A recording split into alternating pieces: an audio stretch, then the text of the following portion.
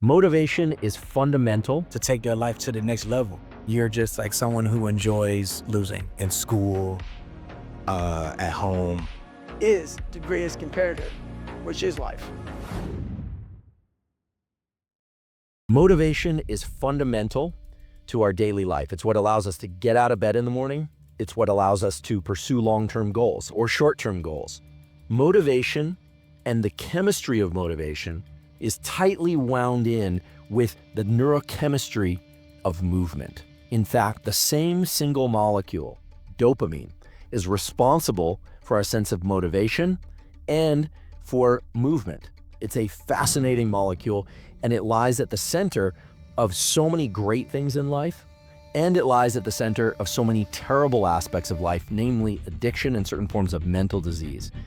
So if ever there was a double-edged blade in the world of neuroscience, it's dopamine. So what motivates me every day to get up and work and like work out or do anything is the pride I have in myself. I want to make sure that I'm always ready for any and all obstacles that come my way. And those obstacles aren't a running race, not a biking race, not some military training, nothing like that. Those obstacles that, that we confront every day is the obstacle of life. And life is the greatest comparator of all time. So it keeps me waking up every morning, it keeps me training in all the disciplines of life is the greatest comparator, which is life. It's time for you to go ghost, bro. This is one of the last levels.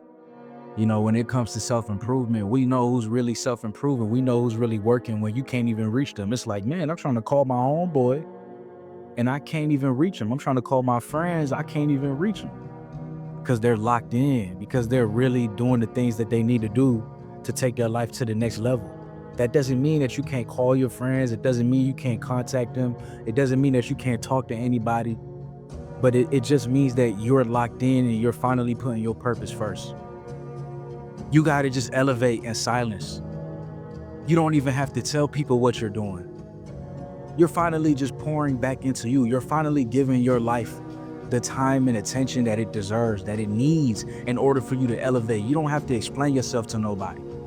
If you don't want to answer that phone call, you don't have to. You can send a message afterwards, hey man, I'm just locked in right now. I appreciate you calling. I'm busy right now. I'm busy giving myself time and attention that I need so I could grow, so I can evolve, so I could be the best version of myself, because I know that y'all give so much of yourself to other people. You give so much of yourself to your friends, to your family, to your peers. It's not that you don't love them. It's not that you don't want to check up on them, but right now it needs to be you and God. You have to figure out your life. You have to figure out what direction you want to go into. You have to figure out your passion, your purpose. You have to get that clarity that you need. And in order to get that clarity, it has to be you and God.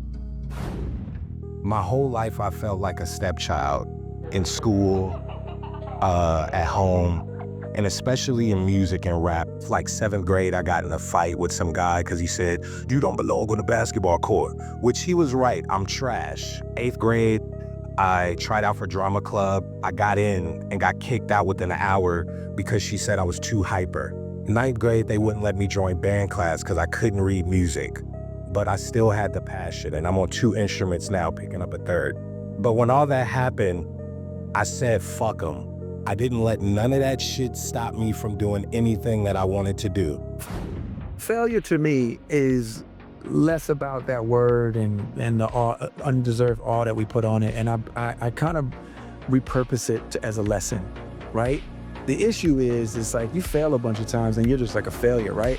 But if you don't learn the lesson a bunch of times, then you're just like someone who enjoys losing.